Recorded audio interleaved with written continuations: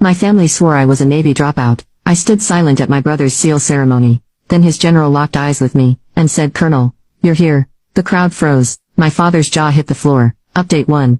My name is Samantha Hayes, 35, and I'm standing at the back of my brother's Navy SEAL ceremony, in civilian clothes, invisible to my family, who thinks I'm a military dropout. The irony, I'm a colonel in Air Force Special Operations. For national security reasons, I've kept my career secret for years. As I scan the crowd, I notice my brother Jack's commanding general looking in my direction, his eyes widening in recognition. Before I tell you what happened next, let me know where you're watching from. Drop a like, if you've ever had to hide your success from people who doubted you. Growing up in San Diego, as the daughter of retired Navy Captain Thomas Hayes, meant military excellence wasn't just encouraged, it was expected. Our home was adorned with naval memorabilia, and dinner conversations revolved around maritime strategy and military history. My father's booming voice would fill our dining room with tales of his deployments, his eyes gleaming with pride as my younger brother Jack absorbed every word. I listened too, equally fascinated, but somehow my enthusiasm was never quite received the same way. Samantha has a sharp mind, my father would tell his Navy buddies who visited,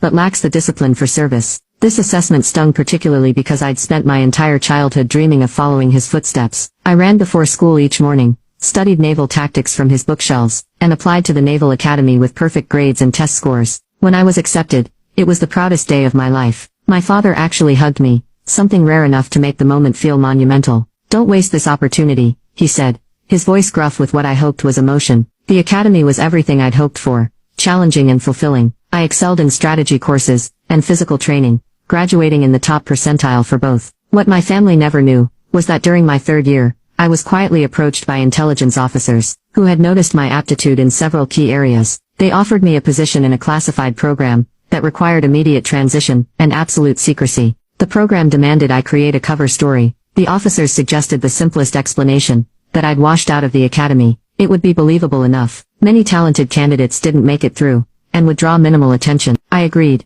believing my family would eventually learn the truth when my assignment allowed. I couldn't have been more wrong. "I just don't understand how you could throw it all away," my mother Eleanor said during my first visit home after the dropout. Her disappointment manifested in tight lips and averted eyes. "Your father pulled strings to get you considered." "I didn't ask him to," I replied quietly, the classified nature of my new position sealing my lips from sharing anything meaningful. My father was worse. He didn't rage or lecture. He simply stopped talking about me. When relatives asked about his children, he'd light up discussing Jack's accomplishments at the academy, where he was following the traditional path I'd supposedly abandoned, and then changed the subject when my name arose. Thanksgiving dinners became exercises in endurance. "Jack's been selected for advanced tactical training," my father would announce, slicing the turkey with precision. "Top of his class. We're so proud."